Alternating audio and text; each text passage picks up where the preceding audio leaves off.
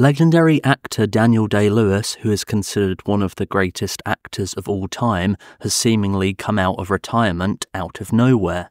Back in 2017, after appearing in Paul Thomas Anderson's movie Phantom Thread, the actor announced that he would be stepping away from acting, retiring once again due to private reasons. Day-Lewis had also seemingly retired from acting before after the 1997 movie The Boxer, in which he took a 5-year hiatus before returning to the big screen in Gangs of New York in 2002, which was directed by Martin Scorsese.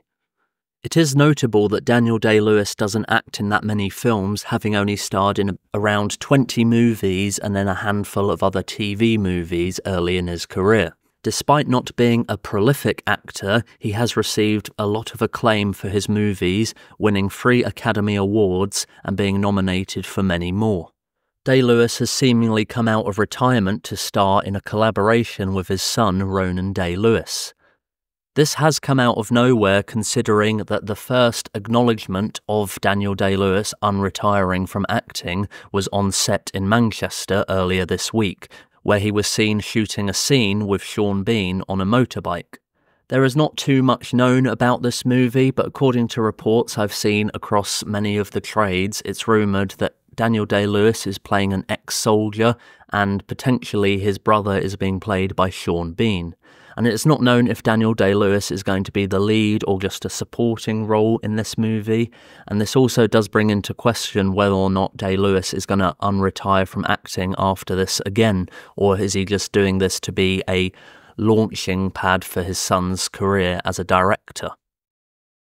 Over the last year, Daniel Day-Lewis was seen giving an award to Martin Scorsese, and Scorsese did mention that he would like to work with Day-Lewis again, and maybe he could unretire from acting for one final role. Scorsese and Day-Lewis had worked together on 2 movies previously, The Age of Innocence and Gangs of New York, and Scorsese even hinted that Day-Lewis could play the role of Jesus in his upcoming movie about Jesus.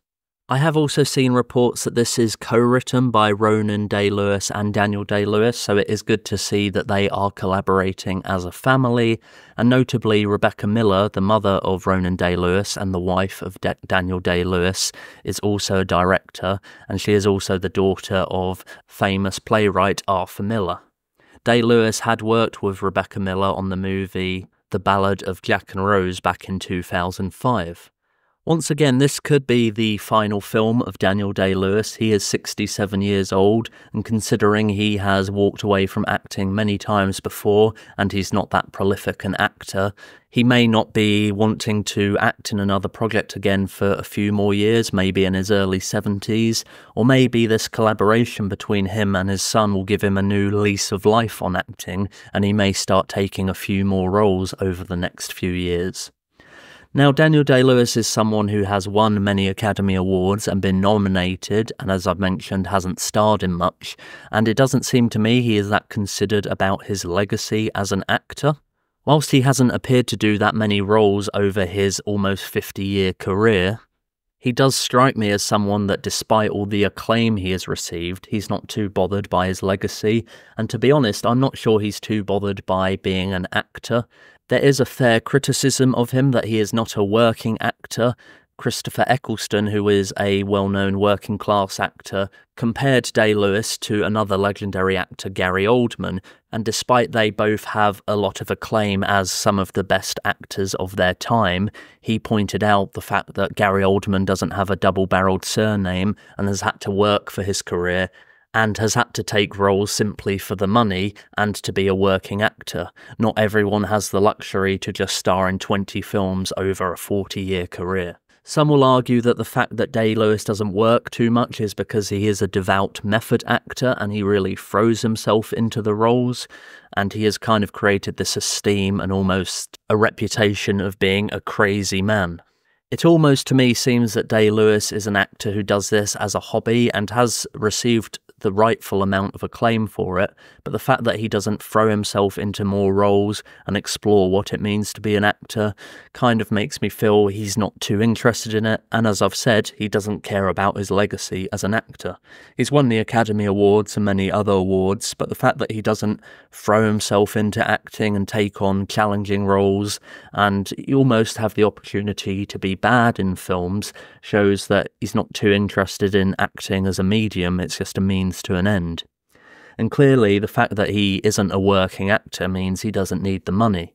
And that's another criticism that Christopher Eccleston pointed out. He's certainly not a working class actor and doesn't necessarily need to work. Despite this, he's seemingly sent his children to private schools over the years. Not that that's a bad thing, I'm not having a go at this choice, but considering he's not been a working actor, he comes from money seemingly, and maybe that's a criticism that I could make in another video about working class actors having that opportunity robbed of them, and then someone like Daniel Day-Lewis who can come along and not star in much, not really work as an actor, but receive millions of dollars for the roles that he does, and also has the ability to walk away and not work that often. That being said, I'm intrigued to see what his son has to offer. Being the son of Daniel Day-Lewis will have given him insight into acting, I'm sure, and working alongside his dad in a movie should be a good piece of work. And I'm sure Daniel Day-Lewis will be throwing himself into this role as he wants to collaborate with his son and possibly make this one of the great roles that he's done. Though I reckon he will star in another film after this, even if this film is considered groundbreaking. The itch to return after so many years does seemingly come back to him quite a lot, and as I mentioned earlier in the video, Martin Scorsese has kind of wanted to drag him out of retirement to do another film with him. And there's probably a lot of talented directors today who would be great to work with in the eyes of Daniel Day-Lewis. And to be honest, I feel he'll end up working with Paul Thomas Anderson again before he officially retires for good this time.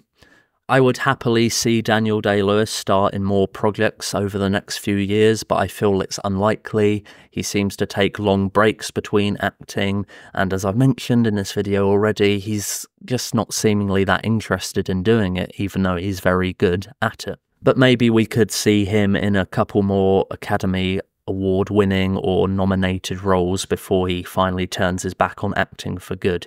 He is approaching 70, he is 67 at the moment and is above the age of retirement for the standard person in England, so why would he not want to just retire and go and enjoy the rest of his life? What are your thoughts on Daniel Day-Lewis returning to acting? Will this be his final role, and is he going to return for other projects in the near future?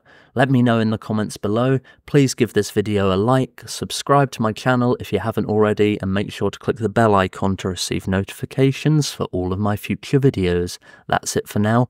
Thanks for tuning in.